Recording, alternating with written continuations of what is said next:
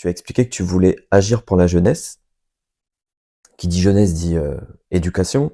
Et le rôle, la compétence en tout cas d'une commune, d'une mairie, bah, ça se joue sur l'école primaire, l'école maternelle, mais les collèges, c'est le département, et puis les lycées, c'est la région.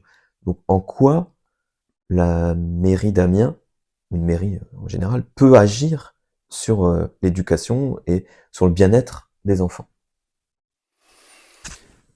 Tout simplement parce que réduire la jeunesse à la question de l'éducation, c'est prendre le problème exactement par le mauvais bout, si je puis dire. Et puis l'éducation, c'est l'éducation et pas forcément l'éducation nationale. Hum. Parce qu'elle est nationale, l'éducation nationale, c'est de la compétence de l'État et la commune ne va pas s'immiscer dans ce qu'enseignent les enseignants, dans le recrutement des enseignants, etc. Mais prenons les choses dans l'ordre. Un enfant, il est à l'école dans moins de 20% de son temps. Moins de 20%. On demande tout à l'école, en tout cas beaucoup, de plus en plus de choses, et pourtant l'école n'accueille l'enfant que dans moins de 20% de son temps. Faites le calcul, vous verrez. Bien. Moins de 20%, ça veut dire que 80% du temps de l'enfant, il est dans la famille, dans la collectivité. Et c'est justement sur ces 80%-là qu'il faut être capable d'apporter des réponses qui, je considère aujourd'hui, sont soit insuffisantes, soit qui ne sont pas véritablement apportées. On ne peut pas considérer, je ne veux pas considérer, que la collectivité a fait son boulot lorsqu'elle livre à l'éducation nationale des écoles en bon état de fonctionnement, avec dedans des ATSEM qui vont aider les instituteurs et institutrices, les maîtres d'école des plus petits niveaux à accueillir les enfants. Évidemment qu'il faut faire ça, mais évidemment que ça ne suffit pas. Donc il faut avoir un regard global de la jeunesse. Et d'ailleurs, cette jeunesse, elle commence pas aux 3 ans. Elle commence dès le plus petit âge, dès la naissance. Elle commence même avec le programme des 1000 jours, dès la grossesse. Au fond, il faut commencer par accompagner les parents, en tout cas ceux qui le souhaitent, ceux, j'allais dire, qui en ont besoin, ceux qui en expriment le besoin. Et on voit bien que la jeunesse, aujourd'hui, elle est dans une situation qui est d'une certaine manière inconfortable à bien des égards. D'abord, il y a toute l'anxiété qui peut peser sur la jeunesse au regard du changement environnemental et notamment climatique que l'on subit. On voit bien, on rencontre des jeunes qui au fond, sont paralysés par la perspective de vivre dans un monde environnementalement invivable, premièrement. Et puis on voit bien qu'il y a des jeunes qui sont complètement absorbés par les écrans, par les réseaux, et bien avant d'ailleurs l'âge de l'adolescence ou de la jeunesse, jeune adulte, mais dès tout petit. Il y a un travail phénoménal à faire, et d'autant plus phénoménal que, en travaillant sur cette question-là, on travaille aussi sur la question des inégalités. Parce que on sait bien, c'est de tout temps comme cela, que selon la famille, selon le milieu dans lequel l'enfant naît, il n'a pas les mêmes chances de se développer quand il sera plus vieux, quand il sera jeune adulte et quand il sera adulte. Et il me semble, en tout cas c'est cela que je veux proposer aux Amiénois, que la collectivité doit travailler sur l'enfance, sur la jeunesse, parce que c'est une façon de rendre la société dans laquelle on vit, la collectivité dans laquelle on vit, plus juste, et c'est aussi une façon de faire en sorte, en élevant la jeunesse au sens propre du terme, l'élever, faire en sorte qu'elle monte en compétences et qu'elle s'accroche à des rêves qui lui permettent de dépasser la réalité quelquefois compliquée dans laquelle elle se trouve.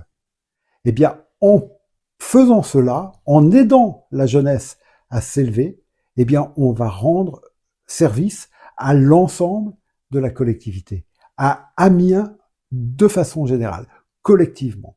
Et pour moi, c'est vraiment un des éléments fondamentaux de ce que peut faire, de ce que doit faire, des implications que la prochaine équipe municipale doit prendre.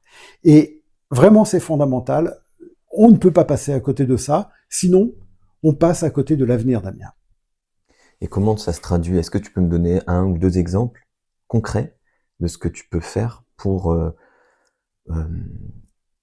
élever la jeunesse d'Amiens? Bah, il s'agit par exemple sur des éléments vraiment très concrets. Là, on rentre vraiment dans des détails, dans des têtes d'épingle, mais c'est le quotidien. Il s'agit par exemple de faire en sorte que un enfant qui aurait des aptitudes physiques pour tel et tel sport, eh bien puisse, quels que soient les obstacles, par exemple de mobilité, et évidemment les obstacles financiers pour s'inscrire dans tel ou tel club, eh bien que tout enfant ait la capacité de s'inscrire dans le club sportif, par exemple, dans lequel il aura les meilleures chances de développer ses aptitudes. De se créer des rêves, de croire en lui.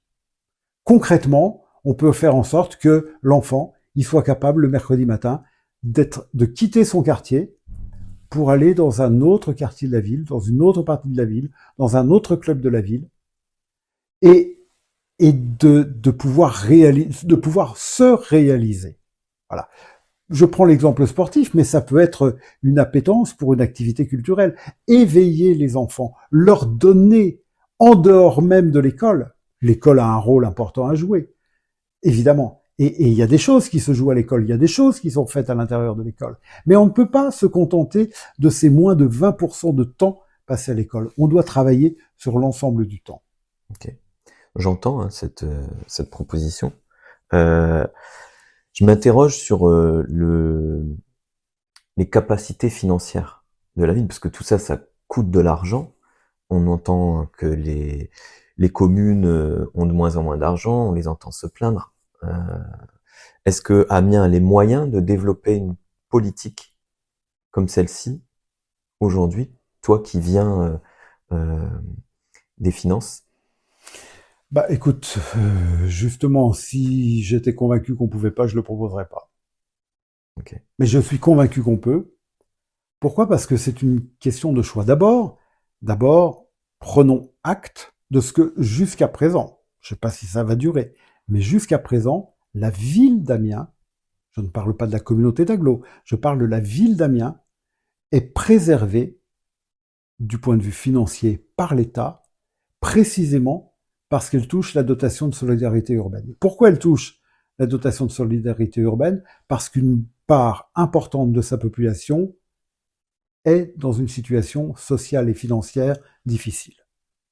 Donc ces moyens que nous donne l'État pour cette raison font que la ville d'Amiens a été beaucoup moins impactée qu'un grand nombre des communes dans ses finances. Donc nous avons les moyens de. Et encore une fois, il faut être inventif, imaginatif. Je ne propose pas de dépenser à tout va. Je ne propose pas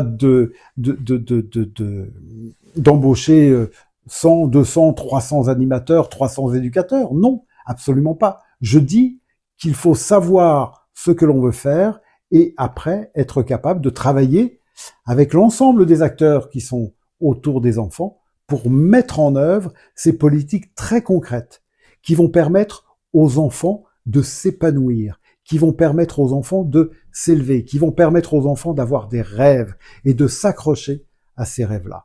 Franchement, c'est possible. Si j'avais la conviction que financièrement, on ne pourrait pas se lancer là-dedans, je ne le proposerais pas. Mais nous avons les moyens de. Peut-être qu'à un moment donné, il y aura des choix à faire. De toute façon, diriger une ville, c'est forcément faire des choix. Voilà. Qu'est-ce qu'on privilégie? En tout domaine, c'est faire des choix.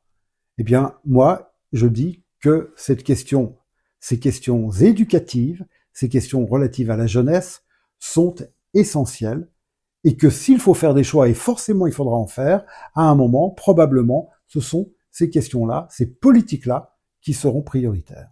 Ça ne veut pas dire qu'on fera rien d'autre. Ça ne veut pas dire qu'on ne va pas s'occuper des personnes âgées, des retraités. Mais ça veut dire que la question de la jeunesse sera traité prioritairement et qu'on va apporter des solutions nouvelles, des innovations. Parce qu'on ne peut pas se contenter de dire la ville fait son boulot lorsqu'elle livre des écoles en bon état de fonctionnement. Ça ne suffit pas.